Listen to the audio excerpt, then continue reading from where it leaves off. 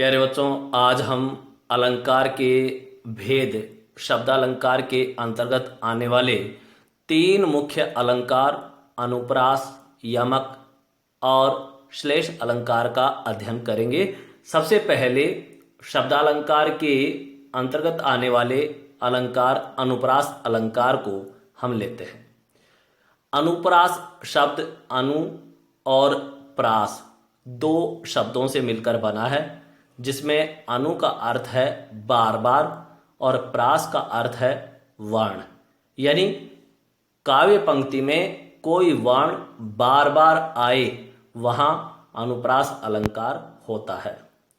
अब अनुप्रास अलंकार की परिभाषा होगी, जब काव्य पंक्ति में किसी व्यंजन वर्ण की एकाधिक बार आवृत्ति हो तो उसे अनुप्रास अलंकार कहते हैं। तो यहां हमने देखा परिभाषा में कि किसी भी काव्य पंक्ति में जब किसी व्यंजन वर्ण की एकाधिक का अर्थ है एक से अधिक बार आवृत्ति हो, यानी वह एक से अधिक बार आए, तो वहां अनुप्रास अलंकार होता है।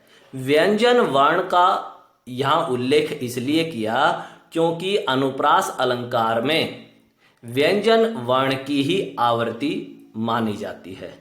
स्वर कोई भी हो सकता है, स्वरों का रूप कैसा भी हो, वह लघु, दीर्घ या अलग अलग कोई भी स्वर हो, लेकिन व्यंजन वर्ण जिसकी आवृत्ति होनी है वह वही होगा।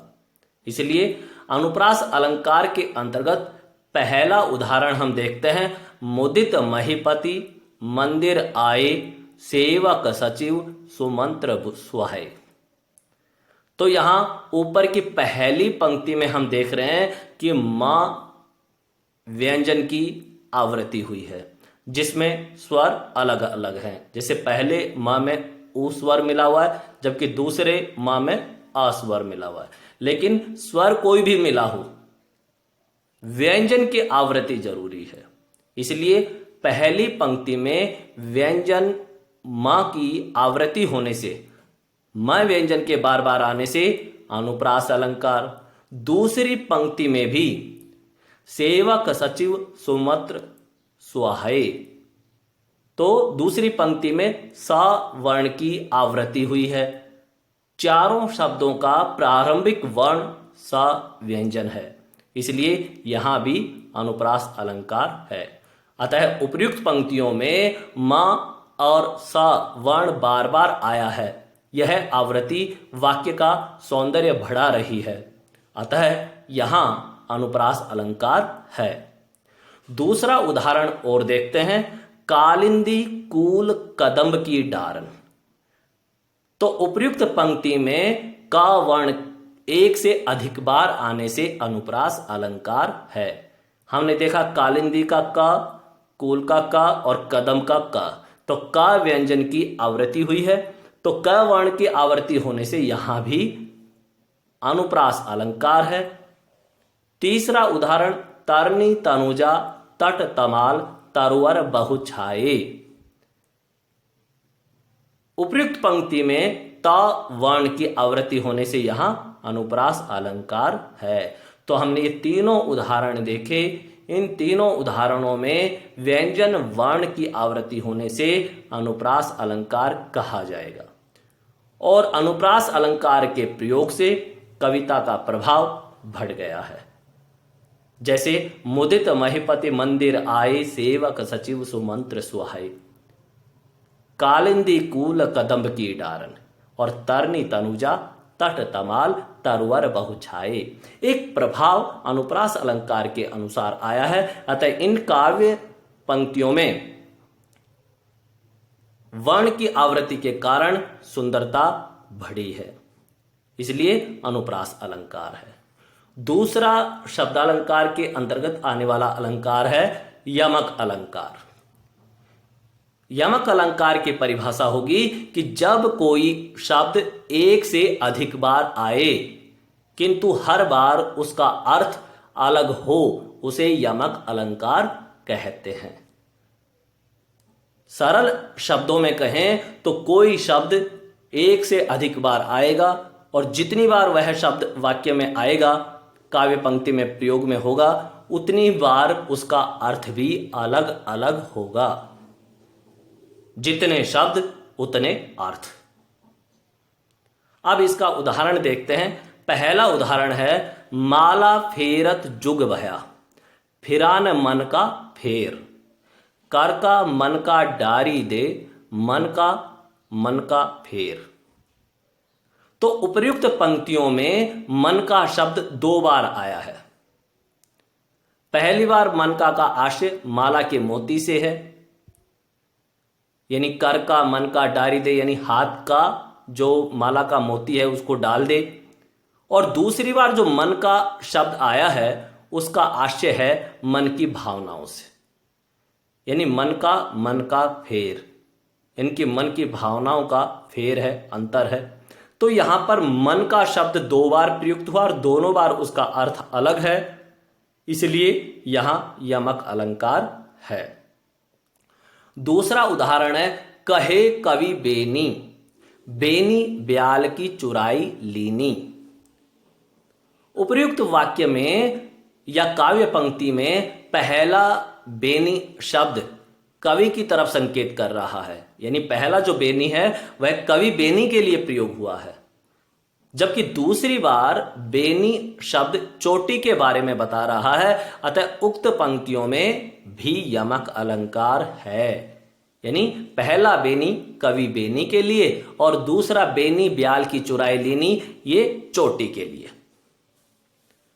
तीसरा उदाहरण है, काली घटा का घमंड घटा। तो यहां हम देखते हैं कि घटा शब्द 2 बार आया और दोनों बार इनका अर्थ अलग है। तो हम कहेंगे कि उपर्युक्त वाक्य में पहली बार घटा शब्द का प्रयोग काले बादलों के लिए, तो दूसरी बार घटा शब्द बादलों के घमंड के कम होने का वर्णन कर रहा है, इसलिए यहां भी यमक अलंकार है। काली घटा यानी काले बादलों का घमंड घटा, का घमंड यानी अहंकार कम होने लगा। इसलिए इन तीनों उदाहरणों में कोई शब्द एक से अधिक बार आया है और वह शब्द जितनी बार काव्य पंक्ति में आया उतनी ही बार उसका अर्थ अलग अलग होने के कारण यहां यमक अलंकार है, जो कि शब्दालंकार माना जाता है। तीसरा शब्दालंकार का प्रमुख अलंकार है श्लेष अलंकार। श्लेष का अर्थ होता है चिपका हुआ या मिला हुआ, यानी एक शब्द में ही बहुत सारे अर्थ चिपके हुए होते हैं। अब उस शब्द का हम जिस प्रसंग में प्रयोग करते हैं, जिस घटना के लिए या बात के लिए उस शब्द का प्रयोग करते हैं, हमारे लिए अनुकूल या उपयोगी जैसा भी अर्थ है उस शब्द का, वैसा ही अर्थ उस चिपके हुए अर्थ को हम ले लेते हैं।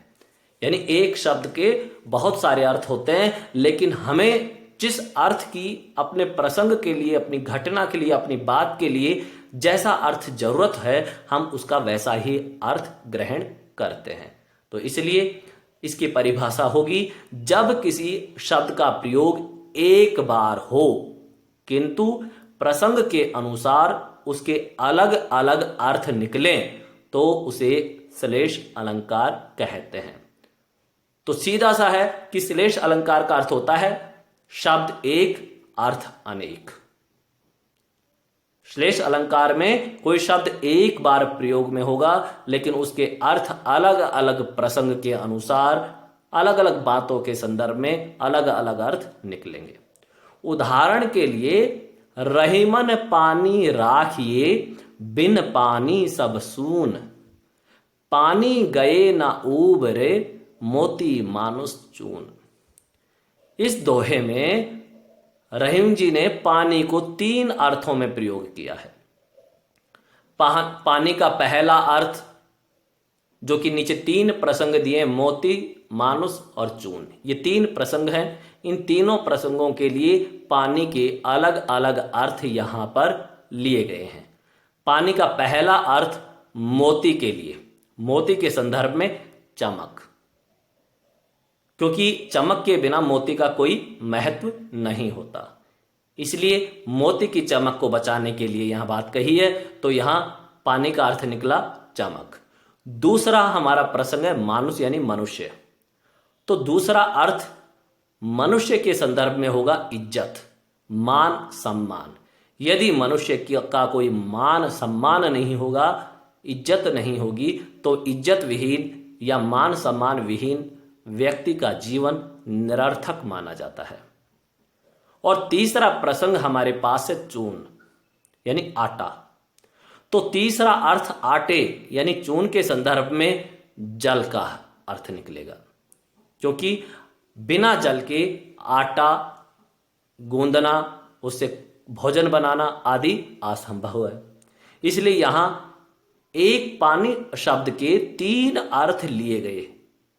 इसलिए इन काव्य पंक्तियों में श्लेष अलंकार है। दूसरा है जे रहीम गति दीप की, कुल कपूत गति सोय, बारे उजियारो करे बढ़े अंधेरो ओय। तो यहां बताया है दूसरे उदाहरण में कि यहां 2 शब्द हम लेंगे, एक तो बारे नीचे की पंक्ति में देखेंगे और दूसरा है बढ़े। और 2 प्रसंग कौन कौन से हैं? एक दीपक और दूसरा कपूत। कुल कपूत का अर्थ है कुल में अगर कुपुत्र का जन्म हो जाए या कुपुत्र हो तो क्या स्थिति होती है। दीपक से उसकी तुलना करते हुए रहीम जी कह रहे हैं एक तरह से कि जे रहीम गति दीप की, कुल कपूत गति सोई, यानी कुपुत्र की गति दीपक के समान बताई है रहीम जी ने। बारे उजियारो करे बढ़े अंधेरो हुई। तो यहां बारे और बढ़े शब्द के दोनों के लिए 2 अलग अलग अर्थ निकलते हैं। जैसे यहां बारे शब्द का अर्थ दीपक के लिए जलना है, बारे उजियारो करे यानी जब दीपक जलता है तो उजाला करता है। और कपूत के लिए यानी जो कुपुत्र जन्म लेता है घर में, और बारे शब्द कुपुत्र के लिए है जन्म लेने के लिए, यानी एक कुपुत्र जब घर में कुल में जन्म लेता है तो क्योंकि उसके भविष्य में वो क्या करेगा, किस प्रकार के कर्म करेगा, कुछ नहीं पता, लेकिन घर के लोग उसके जन्म पर खुशियां मनाते हैं, आनंद के रूप में उत्सव मनाते हैं। तो इसलिए जब दीपक जलता है तो उजाला करता है। उसी प्रकार अगर कुल में यानी घर में एक कुपुत्र जन्म लेता है तो वह एक तरह से उस समय खुशियों का कारण बनता है, घर में उजाला करता है।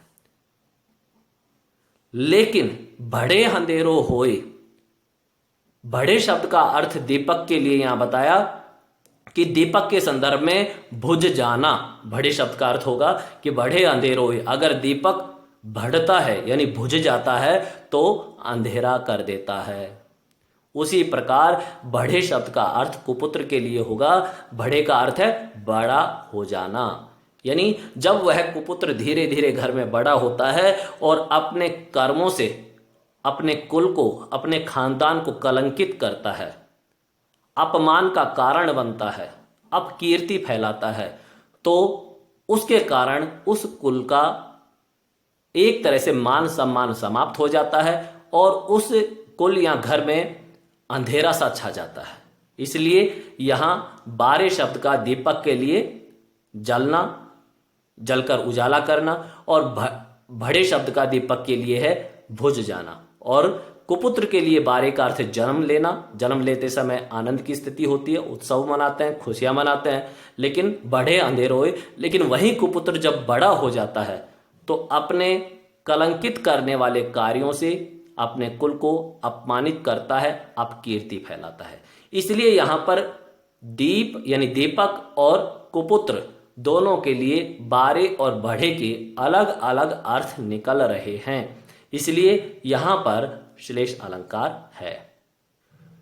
शब्दालंकार के अंतर्गत आने वाले 3 मुख्य अलंकार यही थे जो हमारे कक्षा 9 के हिंदी पाठ्यक्रम की हिंदी व्याकरण में चलते हैं। अगले जो अर्थालंकार के अंतर्गत आने वाले अलंकार हैं उन्हें हम अगले वीडियो में पढ़ेंगे। धन्यवाद।